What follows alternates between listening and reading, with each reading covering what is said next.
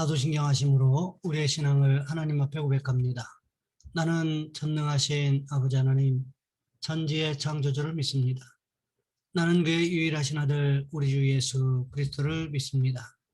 그는 성령으로 잉태되어 동정녀 마리아에게서 나시고 본디오 빌라도에게 고난을 받아 십자가에 못 박혀 죽으시고 장사된 지 사흘 만에 죽은 자 가운데서 다시 살아나셨으며 하늘에 오르시어 전능하신 아버지 하나님 우편에 앉아 계시다가 거기로부터 살아있는 자와 죽은 자를 심판하러 오십니다. 나는 성령을 믿으며 거룩한 공교회와 성도의 교제와 죄를 용서받는 것과 몸의 부활과 영생을 믿습니다. 아멘. 찬송가 361장입니다.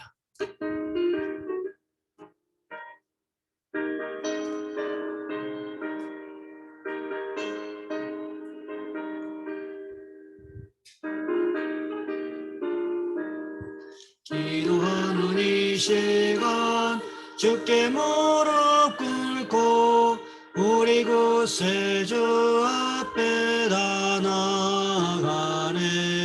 믿음으로 나가면 주가 보살피사 크신 은혜를 주네. 거기 기쁨이 있네.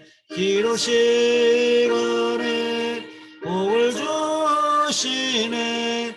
고난 내 마음속에 기쁨 충만하네. 기도하는 이 시간 주가 곁에 오사 인자하신 얼굴로 귀 기울이네. 우리 마음 비우고 주를 의지하면 크신 은혜를 주네. 거기 기쁨이 있네. 기도 시간에 복을 주시네. 고난 내 마음속에 기쁨 충만하네.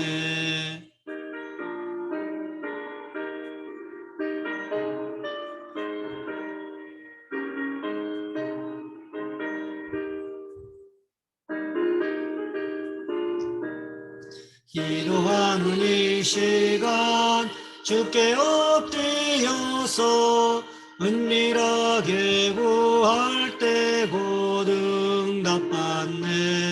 잘못된 것 아뢰면 측은히 여기사 크신 은혜를 주네. 거기 기쁨이 있네. 기도 시간에 복을 주시네. 고난 내 마음속에 기쁨 충만하네.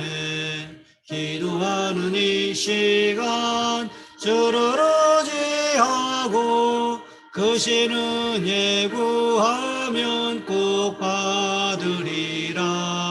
의지하는 마음에 근심 사라지고 크신 은혜를 주네. 거기 기쁨이 있네. 기도 시간에 복을 주시네. 고난 내 마음속에 기쁨 충만하네.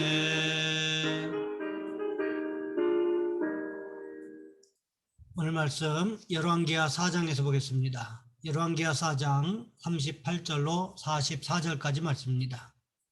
제가 가진 성경은 구약성경 567쪽에 있습니다. 제가 봉독해 드립니다. 엘리사가 다시 길갈에 이르니 그 땅에 흉년이 들었는데 선지자의 제자들이 엘리사의 앞에 앉은지라. 엘리사가 자기 사원에게 이르되 큰 솥을 걸고 선지자의 제자들을 위하여 국을 끓이라 하매 한 사람이 채소를 캐러 들에 나가 들 포도 덩굴을 만나 그것에서 들 호박을 따서 옷자락에 채워 가지고 돌아와 썰어 국 끓이는 솥에 넣되 그들은 무엇인지 알지 못한지라.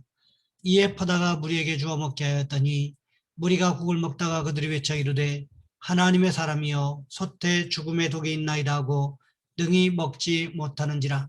엘리사가 이르되 그러면 가루를 가져오라 하여 솥에 던지고 이르되 퍼다가 무리에게 주어 먹게 하라 하매 이에 솥 가운데 독이 없어지니라. 한 사람이 바알 살리사에서부터 와서 처음 만든 떡 곧 보리떡 20개와 또 자루에 담은 채소를 하나님의 사람에게 드린지라.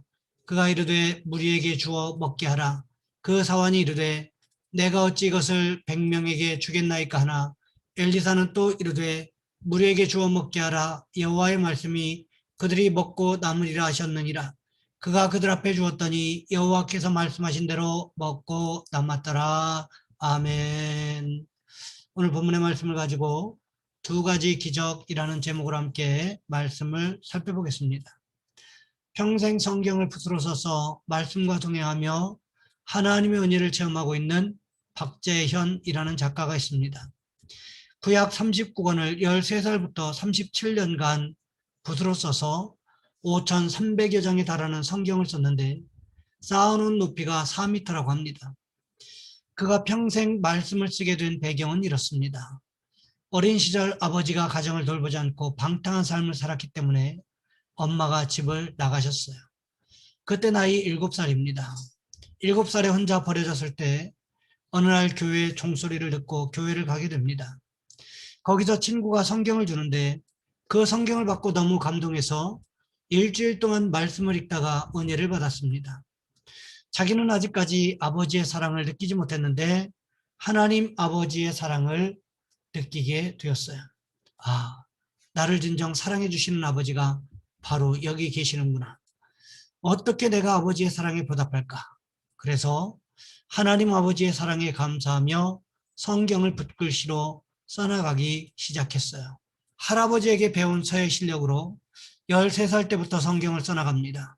그런데 집이 너무 어려워서 18살 때 학교도 못 가고 도자기 공장을 다녔는데 어느 날 몸이 너무 힘들고 계속 기침이 나와서 병원에 가니 폐결핵 중증이에요. 얼마 살지 못한다고 사형 선고를 받습니다. 이때 죽으면 죽으리다. 기도원에 들어가서 금식하면서 하루에 18시간까지 성경을 붓으로 써나갔어요.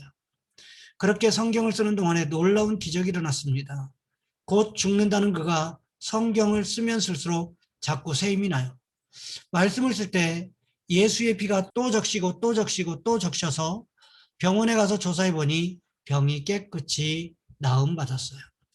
너무 감사해서 더 열심히 성경을 쓰기 시작했고요. 1993년에 불이 나서 창세기에서부터 아모스까지 쓴 성경이 다 사라졌는데도 또다시 쓰기 시작해서 하나님께 영광을 돌리는데 성경을 쓰는 동안에 은혜를 주셔서 2000년도에는 서예 월드컵으로 불리는 중국 국제 서법대전에서 한국인으로는 유일하게 대상을 받고 대한민국 미술대전 서예 부분의 특선작으로도 올랐습니다. 전국 미자립교회 32곳과 국제선교선 로고스 호프호에 말씀의 벽을 세웠습니다. 하나님께서 그의 전 재산을 바쳐 글 쓰는 데 헌신하니까 좋은 집도 마련해 주시고요. 이제는 신약 성경을 쓰기 시작했는데 신약 성경을 다 쓴 후에 통일을 준비할 것이라며 이렇게 말합니다. 휴전선 근처에 모든 벽을 성경 말씀으로 채운 교회를 세우고 싶어요. 통일을 기도하면서요. 하나님의 말씀을 사랑하고 가까이 하니까 폐결핵으로 사형 선고받은 인생을 하나님께서 살려주셨다는 거지요. 오늘 본문에도 보시면 이와 같은 기적의 말씀이 기록되어 있습니다.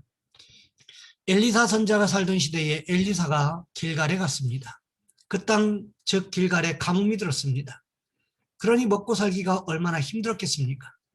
더군다나 선지자의 제자들은 농사를 짓거나 돈을 버는 일을 하는 사람들이 아니었기 때문에 누군가가 베푸는 은혜를 받고 필요한 것들을 공급받아야 살 수 있었다는 거지요.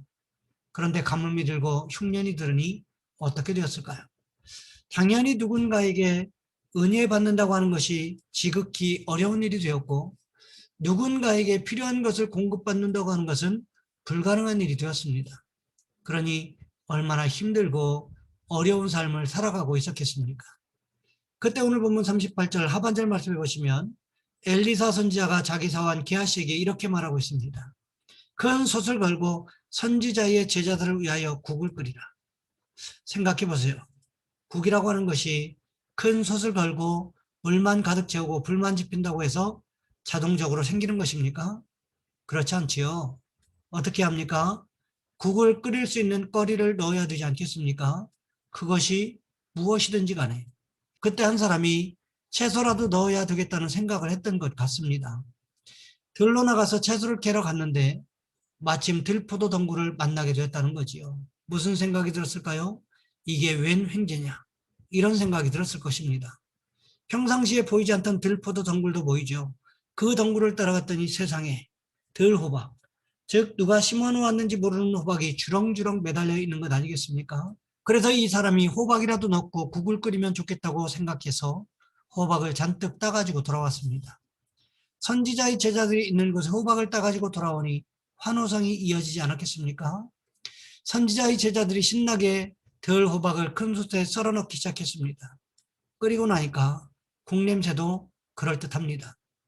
모든 선지자의 제자들에게 한 그릇씩 다 퍼다가 주어 먹겠습니다. 그런데 이게 웬일입니까? 그 호박국을 먹는 사람마다 갑자기 토하기 시작합니다. 목을 부여잡고 고통스러워하기 시작합니다. 왜 그랬습니까?